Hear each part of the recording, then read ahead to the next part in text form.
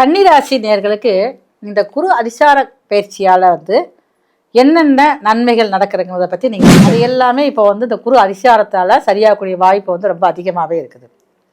ஆனால் கன்னிராசிக்காரங்களுக்கு இந்த குரு சிம்பத்தில் உட்காந்து அதே நேரத்தில் பாருங்கள் கன்னிராசிக்கு 6ஆம் இடத்தையும் பார்க்குறாரு.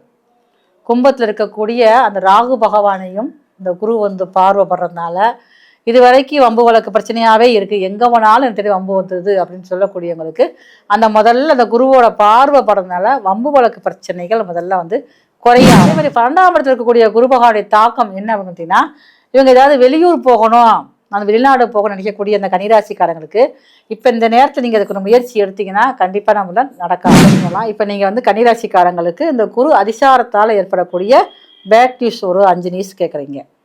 முதல்ல ஒரு முதல் நியூஸ் என்ன அப்படின்னு சொல்லி பார்த்தீங்கன்னா,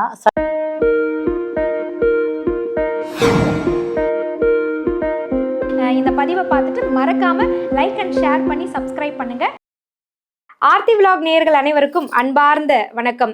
குரு அருள் பெற்று அனைவரும் கோடி புண்ணியம் அடைய வேண்டும் என்று மனமாற வாழ்த்துக்களை தெரிவிக்கிறோம். என்ன திடீர்னு குரு அப்படின்னு சொல்லி குருவிலிருந்து தொடங்குற அப்படின்னு நினைக்கிறீங்களா? இந்த பதிவை நீங்க பார்த்துட்டு இருக்கீங்க அப்படின்னா பல பேருக்கு குரு பெயர்ச்சி அப்படிங்கிறது தெரியும். ஆனா குரு அதிசார பெயர்ச்சியை பற்றி இன்னைக்கு நம்ம தெரிஞ்சுக்க போறோம். ஏன்னா இந்த வருடத்துல குரு அதிசார பெயர்ச்சி நடைபெற போகுது. ஏன்னா வருடத்திற்கு ஒரு முறை குரு பெயர்ச்சி அப்படிங்கிறது நடக்கும். அதிசாரம் அப்படிங்கிறது கொஞ்சம் வேகம் எடுத்து குரு உடனடியாக அடுத்த கிரக நிலைக்கு மாறுவார் அப்படின்றத நம்ம கேள்விப்பட்டிருக்கோம். ஆனா இந்த வருடம் அது நடைபெற போகிறது. எப்பொழுது நடைபெற போகிறது, எங்கிருந்து எங்கு செல்ல இருக்கிறார், இந்த அதிசார பெயர்ச்சியினால 12 ராசிகள்ல ஒவ்வொரு ராசிக்கும் நடக்கக்கூடிய 5 குட் நியூஸ் என்ன, ஒவ்வொரு ராசிகளும் எந்தெந்த விஷயங்கள்ல எச்சரிக்கையா இருக்கணும் அப்படின்றது தான் இந்த பதிவுல நம்ம பார்க்க போறோம். ஸோ குரு அதிசார பெயர்ச்சி எப்போ நடைபெற போகுது, அதுல 12 ராசிகளுக்குமான பலன்கள் என்ன, இவற்றை பற்றி விளக்குவதற்காக நம்மிடையே வந்திருக்கக்கூடியவர் மருத்துவ ஜோதிடர் என்று அறியப்படக்கூடிய சங்கரேஸ்வரி அம்மா தான். ஒவ்வொரு முறையுமே நமக்கு ரொம்ப அழகான விளக்கங்களையும் கொடுத்துட்டு இருக்காங்க, பரிகாரங்களையும் வழிபாடு தலங்களையும் நமக்காக அறிமுகப்படுத்திக்கிட்டு இருக்காங்க. இந்த குருவினுடைய அதிசார பயிற்சியை பற்றி அவங்க கிட்ட கேட்டு தெரிஞ்சுக்கலாம். அம்மா வணக்கம். வணக்கம்மா, நல்லா இருக்கீங்களா? ரொம்ப நலமா இருக்கும். ஒவ்வொரு வருஷமும் குரு பெயர்ச்சியை எல்லோரும் எப்படி எதிர்பார்த்துட்டு இருக்காங்களோ அதிசார பயிற்சியும் மிக முக்கியமான ஒரு விஷயம்னு நீங்க சொல்லியிருக்கீங்க. அதுவும் இந்த அதிசார பயிற்சியினால ஒவ்வொரு ராசிகளுக்கும் நடைபெறக்கூடிய 5 குட் நியூஸையும் எங்களுக்கு சொல்ல போறேன் அப்படின்னு சொல்லியிருக்கீங்க.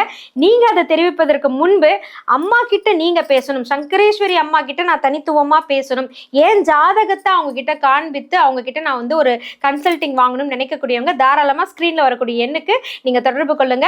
அவங்களுடைய ஆன்லைன் கன்சல்டிங் உங்களுக்காக காத்துட்டு இருக்கு. நிச்சயமா உங்களுக்கு ஒரு நல்ல வழிகாட்டுதலை அவங்க கொடுப்பாங்க. இந்த அதிசார பயிற்சியை பற்றி ஒரு விளக்கம் கொடுங்கம்மா. ஆர்த்தி விலாக் நேயர்களுக்கு உங்களின் மருத்துவ ஜோதிடர் SR சங்கரேஸ்வரியின் அன்பான வணக்கங்கள். குரு பெயர்ச்சி எல்லாரும் அது எல்லாத்துக்குமே தெரியும். குரு பெயர்ச்சி எல்லாத்துக்கும் மனசுல ஒரு சந்தோஷம் வரும். ஆமா. அதே நேரத்துல குரு வக்ரமும் இருக்கு, அது வேற. இது குரு அதிசாரம். அப்ப தன்னுடைய கிரகங்கள் ஒவ்வொன்றும் தன்னுடைய பாதையில போய்கிட்டே இருக்கும். அப்ப இந்த சூரியனுடைய புவியீர்ப்பு அதிகமா கிடைச்ச உடனே பாருங்க வேகமாக வரக்கூடியது. இப்ப நம்ம நடக்கிறதுக்கும் ஓடுறதுக்கு வித்தியாசம் இருக்குல்ல, அதே மாதிரியே தான். அப்போ ஒரு சுய சாதகத்துல அந்த குரு நல்லா இருந்தாரு, நல்ல ஒரு சுகத்துவ தன்மை பெற்றிருந்தாருன்னா இந்த அதிசார காலகட்டத்தை அதிகமா நன்மையை கொடுப்பாரு. அதே நேரத்துல ஒரு சாதகத்துல அந்த குரு ஒரு கெட்ட சுகத்துவ தன்மை இல்லாம ஒரு அசுப ஆதிபத்தியம் பெற்றுக்கார், ஒரு ராசிக்கு ஒரு லக்கணத்துக்கு 6, 8 சம்மந்தப்படுறாரு, ஒரு 6, 12க்கு அதிபதியா வராரு அப்படின்னா நெகட்டிவான விஷயங்களை அதிகமா கொடுக்குறவர். அதனாலதான் பாருங்க இந்த அதிசாரம் கொஞ்ச நாள் தான் இருக்கும். அக்டோபர் 31 அதிசாரம் மாறாரு. அப்ப கடகத்துல இருந்து தன்னுடைய 5ஆம் வீடான சிம்மத்துக்கு வராரு. அப்ப அங்கிருந்து கடகத்துல ஆயிலியத்துல இருந்து சிம்மத்துல மகத்துக்கு வராரு. அப்ப இந்த காலகட்டங்கள்ல ஏற்கனவே கடகராசியும் நீர் ராசி தான், சிம்ம ராசி நெருப்பு ராசி. அவருடைய தன்மைகள் கொஞ்சம் முன்னுக்கு பின் முரணாகத்தான் இருக்கும். அது ஒவ்வொருடைய சுய சாதகப்படி பார்த்துக்கிறது ரொம்ப நல்லது. கன்னிராசி நேயர்களுக்கு இந்த குரு அதிசார பயிற்சியால என்னென்ன நன்மைகள் நடக்கிறத பத்தி நீங்க கேட்டிருக்கீங்க. முதல்ல நல்ல விஷயம் என்ன அப்படின்னு சொல்லி பார்த்தீங்கன்னா, சனி பகவானுடைய பார்வையானது கன்னிராசி மேலேயே படுது. அப்போ இவங்களுக்கு வேலை பற்றிய சிந்தனைகள் முதல்ல உருவாகும். நிரந்தரமாக வேலை கிடைக்காம இருந்திருக்கும், ஏதாவது விஷயங்கள் நடந்திருக்கும். இப்போ அது வந்து வேலையை பற்றிய சிந்தனைகளை வந்து கொஞ்சம் அதிகரிக்க ஆரம்பிச்சிடும். அதை வேலையை பற்றி ஒரு வேலையை சின்னதாக பார்க்கணும், கிடைச்ச வேலையை நம்ம வந்து விடாமல் பார்க்கணும் அப்போ எண்ணங்கள் வந்து முதல்ல உருவாக ஆரம்பிச்சிடும். அதே நேரத்தில் பாருங்கள், இந்த குரு வந்து 4-7 குரு பகவான் இந்த ராசிக்கு வந்து 12ஆம் இடத்துல கேதுவோடு சேர்க்கப்படுறாரு. இப்போ குருவோட பார்வை அப்படிங்கிறது வந்து கன்னிராசிக்காரங்களுக்கு 4ஆம் இடத்து மேலேயே படுது. 4ஆம் இடத்து மேலே படுறதுனால இந்த கன்னிராசிக்காரங்களுடைய தாயாருக்கு ஏதாவது கொஞ்சம் உடல்நல குறைவு, ஏதாவது கொஞ்சம் பிரச்சனைகள் இருந்துக்கிட்டே இருக்கும். அது எல்லாமே இப்போ வந்து இந்த குரு அதிசாரத்தால் சரியாகக்கூடிய வாய்ப்பு வந்து ரொம்ப அதிகமாகவே இருக்குது. ஆனால் கன்னிராசிக்காரங்களுக்கு இந்த குரு வந்து சிம்பத்தில் வந்து உட்காந்து அதே நேரத்தில் பாருங்கள் கன்னிராசிக்கு 6ஆம் இடத்தையும் பார்க்குறாரு. கும்பத்தில் இருக்கக்கூடிய அந்த ராகு பகவானையும் இந்த குரு வந்து பார்வைப்படுறதுனால இது வரைக்கும் வம்பு வழக்கு பிரச்சனையாகவே இருக்குது, எங்கே போனாலும் எனக்கு தெரியும் வம்பு வந்தது அப்படின்னு சொல்லக்கூடியவங்களுக்கு அந்த முதல்ல அந்த குருவோட பார்வைப்படுறதுனால வம்பு வழக்கு பிரச்சனைகள் முதல்ல வந்து குறைய ஆரம்பிச்சிடும். கன்னிராசிக்காரங்களுக்கு குருவோட பார்வை, இந்த அதிசார குருவோட பார்வை வந்து 8ஆம் இடத்துக்கு போகிறதுனால உங்களுக்கு வந்து ஏதாவது ஒரு பயம் வந்து இருந்துக்கிட்டே இருக்கும். விபத்து பயமாகட்டும், இல்லை ஏதோ ஒரு பயமாகட்டும், பக்கத்து வீட்டில் ஏதாவது ஒரு பிரச்சனை இருந்திருக்கும், அதுதான் நமக்கு நடக்குமா அப்படிங்கிற விஷயங்களை கொஞ்சம் பயம் இருந்துகிட்டே இருக்கும். அந்த பயம் முதல்ல வந்து சரியாகக்கூடிய வாய்ப்பு வந்து ரொம்ப கன்னிராசிக்காரங்களுக்கு இருக்குது.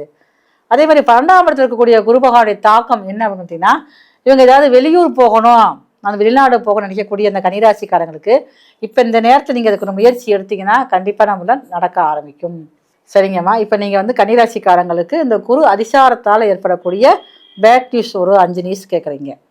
முதல்ல வந்து முதல் நியூஸ் என்ன அப்படின்னு சொல்லி பார்த்தீங்கன்னா, சனி பகவானுடைய பார்வை அப்படிங்கிறது வந்து கன்னிராசிக்கு வந்து தந்தை ஸ்தானமான 9ஆம் இடத்துல வந்து படுறதுனால கன்னிராசிக்காரங்க அவங்களுடைய தந்தையோட உடல் ஆரோக்கியத்தில் முதல்ல வந்து கவனம் வேணும்.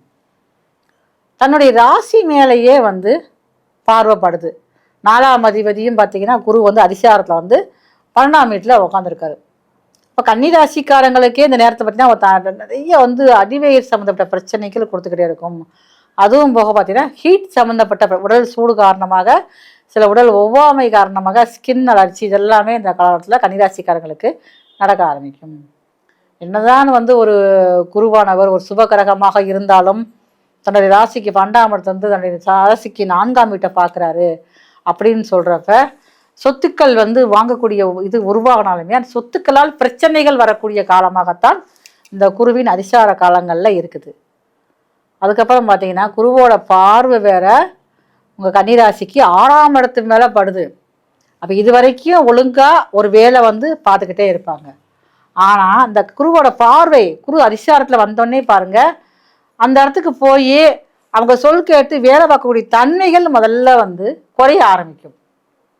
அப்போ இது நம்ம வேலை பார்க்க வேண்டாம், இருக்கிற வேலையை விட்டுட்டு நான் பிஸ்னஸ் பண்ண போகிறேன் அப்படின்னு சொல்லி பெருமையாக சொல்லக்கூடிய காலங்கள் அதிகமாகிடும். அப்போ கன்னிராசிக்காரங்க இந்த நேரத்தில் வந்து வேலை படிச்சேன்னா வேலையை வந்து விடாமல் நீங்கள் வந்து பார்த்துக்கங்க.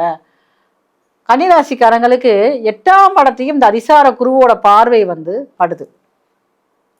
7ஆம் அதிபதியோட பார்வை 8ஆம் இடத்துக்கு படுது. அப்போ 8ஆம் இடத்துக்கு குருவோட பார்வை படுறதுனால இது வரைக்கும் இருந்த நல்ல ஒரு கணவன் மனைவியாக ஒரு ஒற்றுமையாக குடும்ப வாழ்க்கையில் போய்கிட்டு இருந்திருப்பீங்க. ஆனால் இப்போ பாருங்கள், இந்த குரு அதிசார பயிற்சியாகி 8ஆம் இடத்துக்கு பார்வைப்படுறதுனால 2 பேர்த்துக்குள்ளே ஏதாவது தேவையில்லாத ஒரு ஈகோ பிரச்சனைகள் வரக்கூடிய காலமாகவும் பாருங்கள் இந்த குரு அதிசார காலங்களில் இருக்குது.